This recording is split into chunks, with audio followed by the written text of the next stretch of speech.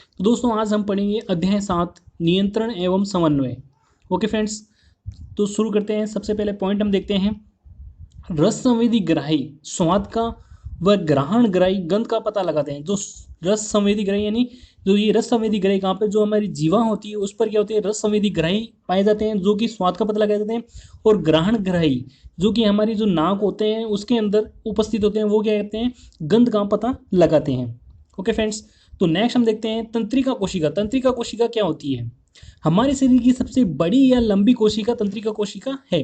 तो हमारी शरीर की सबसे बड़ी या लंबी कोशिका कौन सी है, वो है तंत्रिका कोशिका। ओके फ्रेंड्स, तो नेक्स्ट हम आते हैं अब सिनेप्स क्षेत्र। सिनेप्स क्षेत्र क्या होते हैं, दो तंत्रिका कोशिकाओं के मध्य की रिक्त स्थान जिसमें न्यूरोट्रांसमीटर होते हैं उसे सिनेप्स कहते हैं।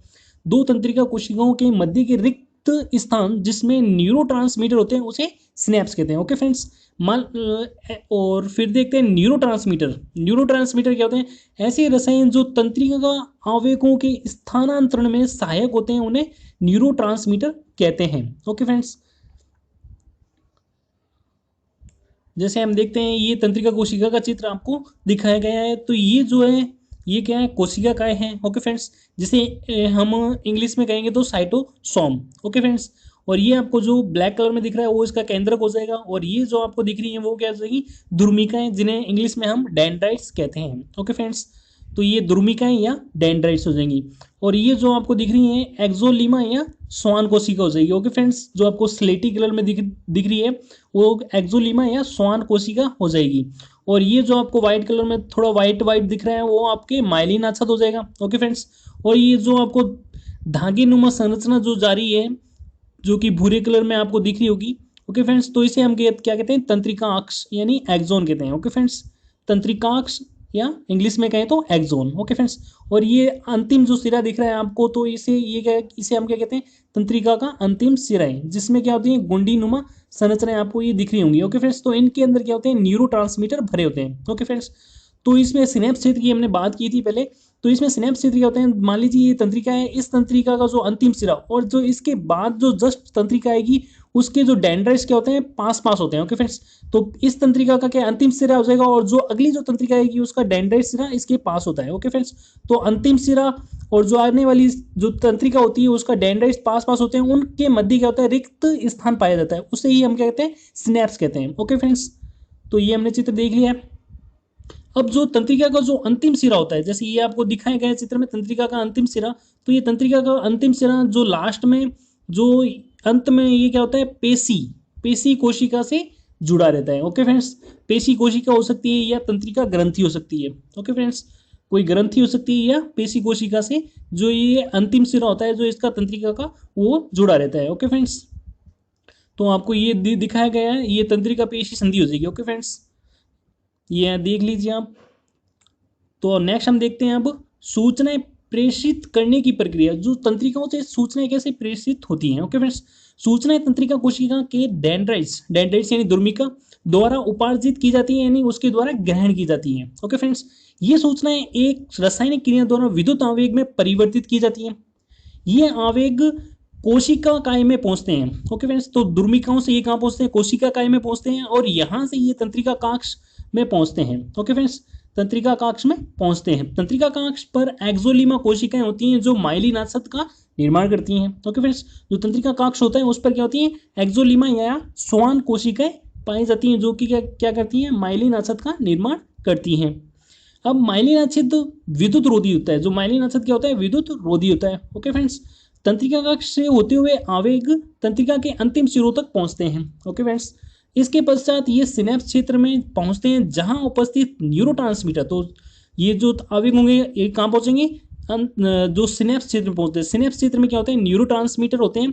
न्यूरोट्रांसमीटर आवेगों को अगली तंत्रिका कोशिका के डेंड्राइट्स को प्रेषित कर देते हैं। ओके फ्रेंड्स, जो सिनेप्स से जो न्यूरोट्रांसमीटर पाए जा रहे हैं वो जो आवेगों को क्या करते हैं, जो अगली जो तंत्रिका कोशिका होती है उसके डेंड्राइट्स को स्थानांतरित कर देते हैं या प्रेषित कर देते हैं। ओके फ्रेंड्स, यही क्रम पुनः दोहरा जाता है। तो ये क्रम जो पुनः क्या होता है, बार बार दोहराया जाता है और अंत में जो आवेग होते हैं अपनी क्रिया स्थल जैसे संलग्न पेशी कोशिका या ग्रंथि तक पहुंच जाते हैं, जैसे आपको चित्र में दिखाया गया था। ओके फ्रेंड्स, जो अंत में ये जो आवेग होंगे वो कहाँ पहुंच जाते हैं, संलग्न पेशी कोशिका या ग्रंथि तक पहुंच जाते हैं। ओके फ्रेंड्स, तो इस प्रकार ये तंत्रिका द्वारा क्या होती है, सूचनाएं प्रेषित की जाती है। ओके फ्रेंड्स, तो नेक्स्ट हम देखते हैं अब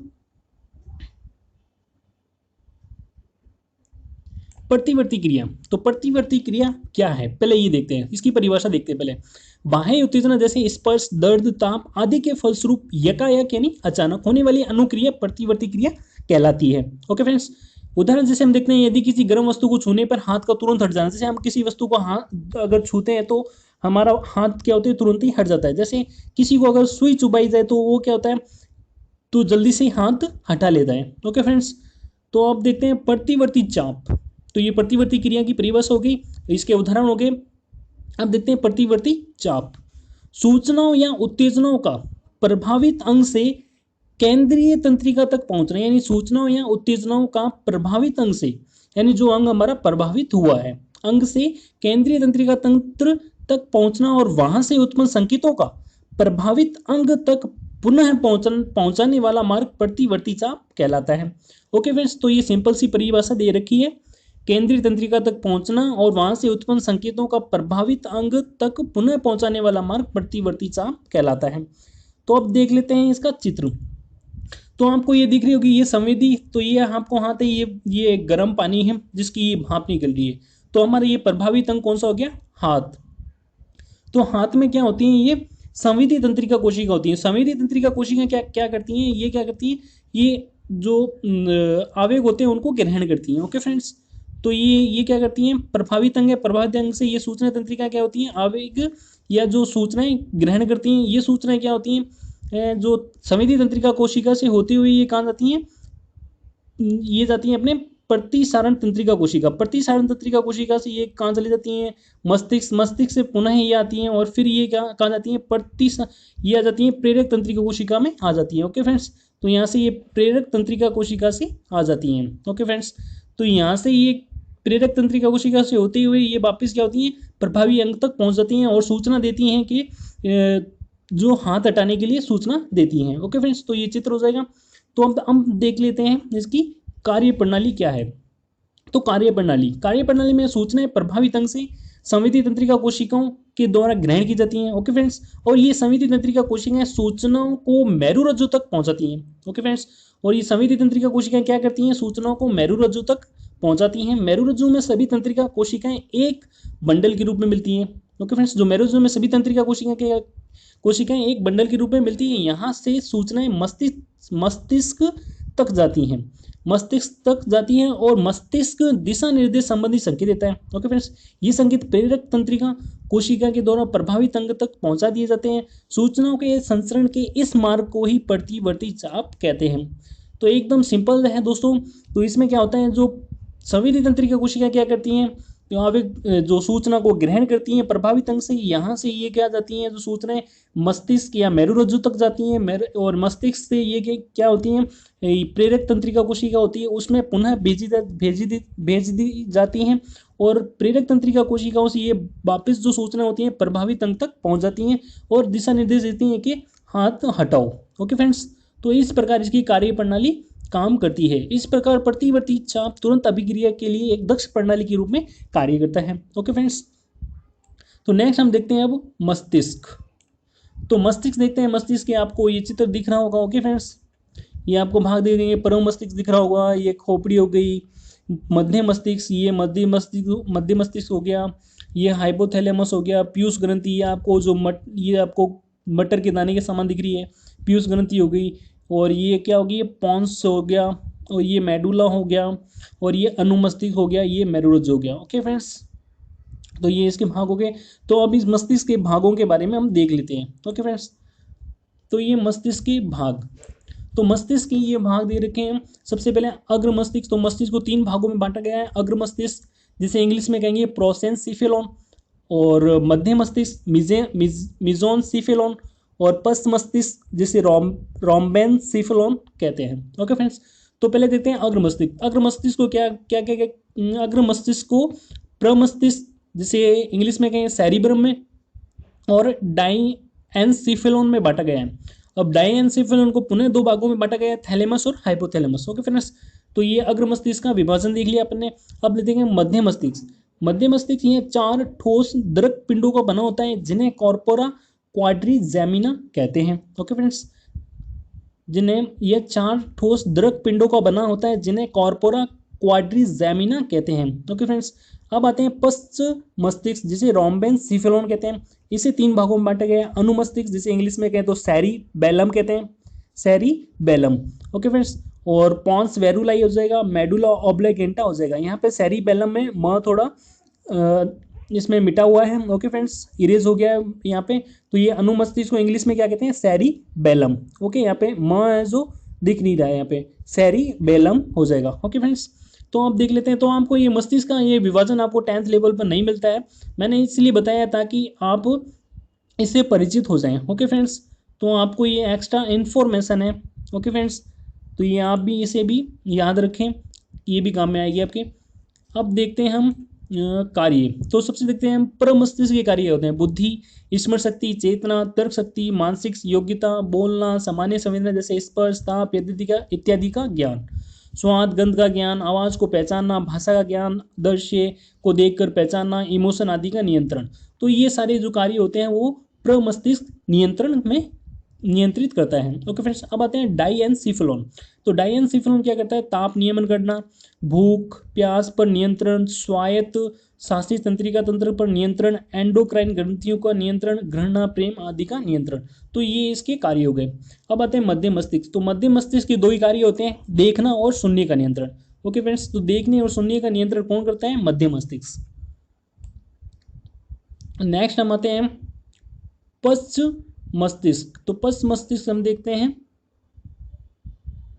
पश्च मस्तिष्क, पश्च मस्तिष्क को तीन भागों में बांटा गया था। ये पहला जो है सेरिबेलम हो जाएगा, जिसे अनुमस्तिष्क भी कहते हैं। ओके फ्रेंड्स, तो ये सेरिबेलम जो ये सेरिबेलम क्या करता है, संतुलन बनाने का कार्य करता है। पॉन्स वेरुलाई, पॉन्स वेरुलाई क्या करता है, अनैच्छिक क्रियाओं का नियंत्रण करता है। मेडुला ऑब्लिगेंटा, यह भी अनैच्छिक क्रियाओं का मुख्य केंद्र है। जैसे यह हृदय स्पंदन, सांस लेना, वॉमिटिंग, मूत्र त्याग आदि का नियमन जो कौन करता है, मेडुला ऑब्लिगेंटा। और नेक्स्ट पॉइंट अब इसमें देखते हैं हम, ये अलग ही पॉइंट है, मदिरा पान करने, मदिरा यानी अल्कोहल का जो सेवन व्यक्ति करते हैं, जो मदिरा पान या अल्कोहल पान करने वाले व्यक्तियों का सेरिबेलम प्रभावित होता है, जिसके कारण वो लड़खड़ा कर चलते हैं अर्थात संतुलन नहीं बना पाते हैं। ओके फ्रेंड्स, जो व्यक्ति अल्कोहल पीते हैं उनकी क्या होता है, जो सेरिबेलम क्या होता है, प्रभावित हो जाता है, जिसके कारण वो संतुलन नहीं बना पाते, क्योंकि सेरिबेलम क्या होता है, संतुलन बनाने का कार्य करता है। ओके फ्रेंड्स, तो नेक्स्ट हम आते हैं, खोपड़ी में मस्तिष्क की परतें उसकी बाहरी प्रघातों से रक्षा करती हैं। कशेरुक दंड या रीढ़ की हड्डी मेरुरज्जु की रक्षा करती है। ओके फ्रेंड्स, हम देखते हैं इसमें तंत्रिका तंत्र। तो तंत्रिका तंत्र का सबसे पहले हम देखते हैं इसका विभाजन। तो विभाजन में हम देखते हैं सबसे पहले तंत्रिका जो तंत्र होता है उसको दो भागों में बांटा गया है। एक तो केंद्रीय तंत्रिका तंत्र हो जाएगा और एक परिधीय तंत्रिका तंत्र। केंद्रीय तंत्रिका तंत्र यानी सेंट्रल नर्व सिस्टम यानी सीएनएस, सेंट्रल नर्व सिस्टम। और परिधीय तंत्रिका तंत्र को इंग्लिश में कहेंगे पैराइटल नर्व सिस्टम यानी पीएनएस, पैराइटल नर्व सिस्टम। सबसे पहले हम देखते हैं केंद्रीय तंत्रिका तंत्र। तो केंद्रीय तंत्रिका तंत्र को दो भागों में बांटा गया, एक तो मस्तिष्क हो जाएगा, एक मेरुरज्जु। मेरुरज्जु को हम क्या कहते हैं, स्पाइनल कॉर्ड। ओके फ्रेंड्स, और परिधीय तंत्रिका तंत्र को पुनः दो भागों में बांटा गया है, कायिक तंत्रिका तंत्र हो जाएगा और स्वायत्त तंत्रिका तंत्र। कायिक तंत्रिका तंत्र को हम कहते हैं सोमेटिक नर्व सिस्टम यानी एसएनएस, सोमेटिक नर्व सिस्टम। और ये करता क्या है, कंकालीय पेशियों पर नियंत्रण करना। ओके फ्रेंड्स, तो सोमेटिक नर्व सिस्टम होता है वो कंकालीय पेशियों पर नियंत्रण करता है। अब आता है स्वायत्त तंत्रिका तंत्र। स्वायत्त तंत्रिका तंत्र यानी ऑटोनॉमस नर्व सिस्टम, यह चिकनी पेशियों पर नियंत्रण करता है। ओके फ्रेंड्स, स्वायत्त तंत्रिका तंत्र यानी एएनएस यानी auto nerve system. Okay friends, तो स्वायत्त तंत्रिका तंत्र को पुनः दो भागों में बांटा गया, एक तो अनुकंपित तंत्रिका तंत्र हो जाएगा और एक हो जाएगा परानुकंपित तंत्रिका तंत्र।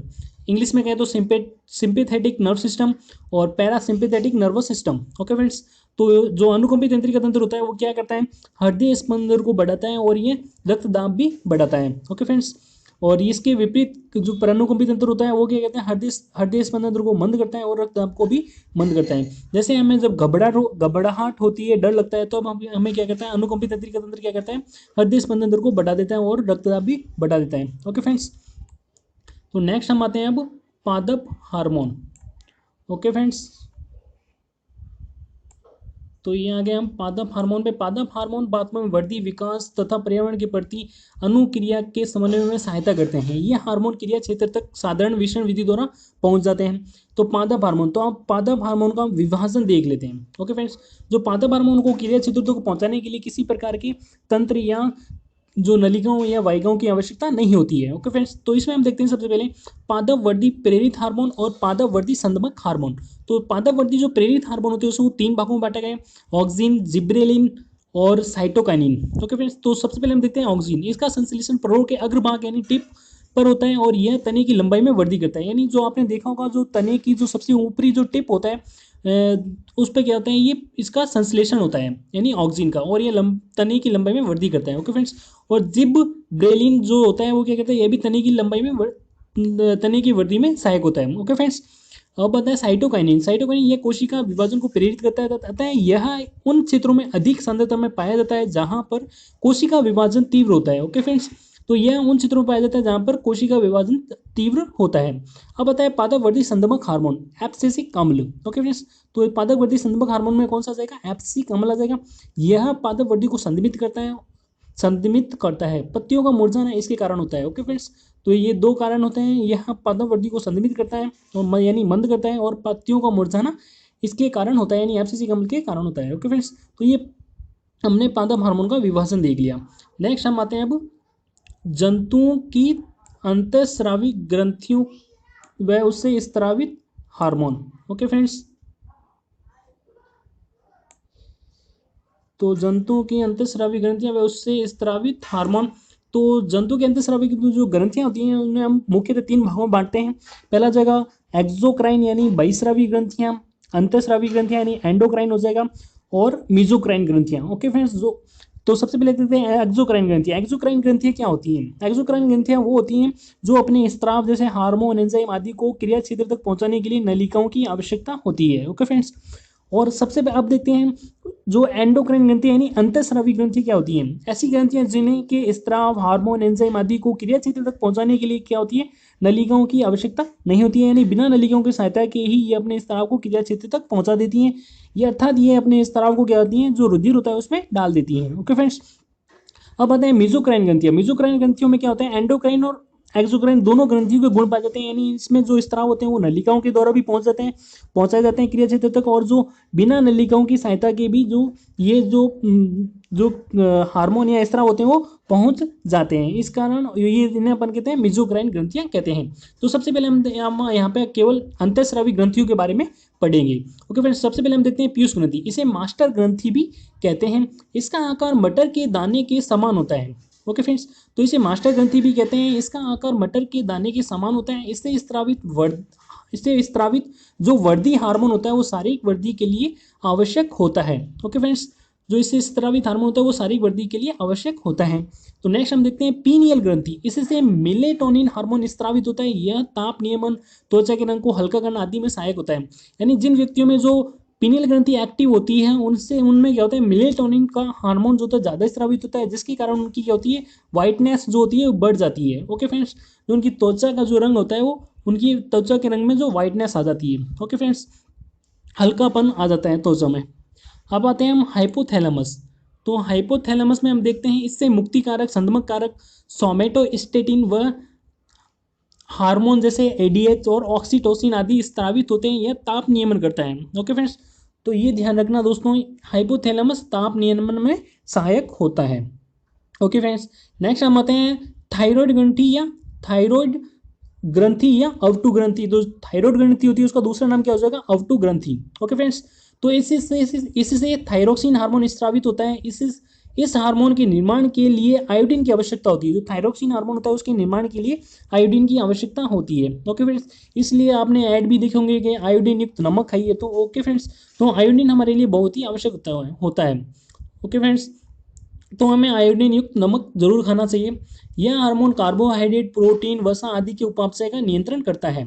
ओके फ्रेंड्स, तो जो प्रोटीन, वसा, कार्बोहाइड्रेट आदि का पाचन होता है वो उसमें जो ये अपनी महत्वपूर्ण भूमिका निभाता है थायरोक्सिन हार्मोन। ओके फ्रेंड्स, अब बताएं आहार में आयोडीन की कमी होने से हमें घेंगा, हम गेंगा या गोइटर से ग्रसित हो सकते हैं जिसमें गर्दन फूल जाती है। तो आपने इसके बारे में 9th या 8th क्लास में पढ़ा होगा, जिसमें एक चित्र दिखाया गया जिसमें गर्दन फूली हुई दिखाई गई थी। तो वो क्या होता है, गेंगा या गोइटर होता है। जो वो होता क्यों है, क्योंकि आहार में आयोडीन की कमी होने से हो जाता है। ओके फ्रेंड्स, तो नेक्स्ट हम आते हैं, यदि बाल्यावस्था में यानी बचपन में थायरोक्सिन हार्मोन की कमी हो जाए तो बौनापन हो सकता है, जिसे क्रिएटिनिन कहते हैं। इसलिए जो बच्चे होते हैं उन्हें जो आयोडीन की आपूर्ति करनी चाहिए और उन्हें आयोडीन युक्त नमक खिलाना चाहिए। ओके फ्रेंड्स, तो नेक्स्ट हम आते हैं अब पैराथायरॉयड ग्रंथि। इससे पीटीएच या पैराथार्मोन या कॉलिप्स हार्मोन स्रावित होते हैं। तीनों एक ही नाम है, पीटीएच कह दो, पैराथार्मोन कह दो या कॉलिप्स हार्मोन कह दो। ओके फ्रेंड्स, ये रक्त में Ca++ के स्तर को बढ़ाता है, यानी कैल्शियम के स्तर को बढ़ाता है, इसे एक हाइपर कैल्शियमिक हार्मोन भी कहते हैं। ओके फ्रेंड्स, तो ये क्या करता है, रक्त में कैल्शियम के स्तर को बढ़ाता है। जो पैराथायरॉयड ग्रंथि से जो स्रावित हार्मोन होता है वो क्या करता है, हाइपर कैल्शियमिक होता है, यानी कैल्शियम के स्तर को बढ़ाता है। अब आता है थाइमस ग्रंथि। इससे थाइमोसिन हार्मोन स्रावित होता है, यहाँ लिम्फोसाइट के परिपक्वन में सहायक होता है। ओके फ्रेंड्स, जो थाइमस ग्रंथि होती है इससे थाइमोसिन हार्मोन स्रावित होता है और यह क्या होता है, लिम्फोसाइट के परिपक्वन में सहायक होता है। ओके फ्रेंड्स, तो नेक्स्ट आता है एड्रीनल ग्रंथि। एड्रीनल ग्रंथि या अधिवर्ग ग्रंथि। तो इसे अधिवर्ग ग्रंथि क्यों कहते हैं, क्योंकि यह कहती है जो वर्ग होते हैं उसके ऊपर पाई जाती है, इस कारण इसे हम क्या कहते हैं, अधिवर्ग ग्रंथि कहते हैं। इससे एडिनलिन या एपिनेफ्रिन हार्मोन स्रावित होता है, इसके कारण हृदय की धड़कन बढ़ जाती है ताकि हमारी पेशियों को ऑक्सीजन की आपूर्ति हो सके। इस हार्मोन को करो या मरो हार्मोन या फ्लाइट हार्मोन भी कहते हैं। जब हमें डर लगता है या घबराहट होती है या हम कहीं इंटरव्यू आदि पे जाते हैं तो हमें क्या होता है, ये एड्रेनलिन हार्मोन स्रावित हो जाता है, जिसके कारण हमारे जो हृदय की धड़कन भी बढ़ जाती है। ओके फ्रेंड्स, और फिर देखते हैं हम अग्नाशय। इसमें उपस्थित लैंगरहैंस जो अग्नाशय होता है, अग्नाशय जो कौन सी ग्रंथि होती है, अग्नाशय मेसोक्राइन ग्रंथि होती है। ओके फ्रेंड्स, तो इसके अंदर एक्सोक्राइन और एंडोक्राइन दोनों ग्रंथियों के गुण पाए जाते हैं अग्नाशय के अंदर। इसमें उपस्थित लैंगरहैंस के द्वीप समूह यानी लैंगरहैंस जो कोशिका होती हैं उसके समूह पाए जाते हैं इस अग्नाशय के अंदर। इसमें उपस्थित लैंगरहैंस के द्वीप समूह इंसुलिन व ग्लूकेगोन हार्मोन स्रावित करते हैं। इंसुलिन रक्त में ग्लूकोज के स्तर को कम करता है, जबकि ग्लूकोज के स्तर को रक्त में बढ़ाता है। ओके फ्रेंड्स, तो जो इंसुलिन होता है, इंसुलिन कमी से क्या होती है, शर्करा का स्तर बढ़ जाता है, जिसके कारण हमें मधुमेह या डायबिटीज हो जाती है। ओके फ्रेंड्स, तो हमें इंसुलिन रक्त में कम होने से क्या होती है, डायबिटीज हो जाती है। ओके फ्रेंड्स, इसलिए हम अगर व्यायाम आदि अगर प्रतिदिन करते हैं थोड़ा बहुत व्यायाम, तो हमें इससे हम इंसुलिन हमारे क्या होता है, पर्याप्त मात्रा में स्रावित होता रहता है। ओके फ्रेंड्स, और हमें क्या करना चाहिए, जो प्रोटीन युक्त भोजन भी खाने चाहिए, केवल कार्बोहाइड्रेट युक्त भोजन नहीं खाना चाहिए। अगर जो कार्बोहाइड्रेट युक्त भोजन खाता है तो उससे भी क्या होते हैं, डायबिटीज होने की संभावना बढ़ जाती है। ओके फ्रेंड्स, तो नेक्स्ट हम आते हैं वर्षण। ये नर में प्राथमिक लैंगिक अंग है। इसमें से लैंगिक हार्मोन टेस्टोस्टेरोन हार्मोन स्रावित होता है, यह द्वितीयक लैंगिक लक्षणों को प्रकट करते हैं, यानी लैंगिक अंगों की वृद्धि।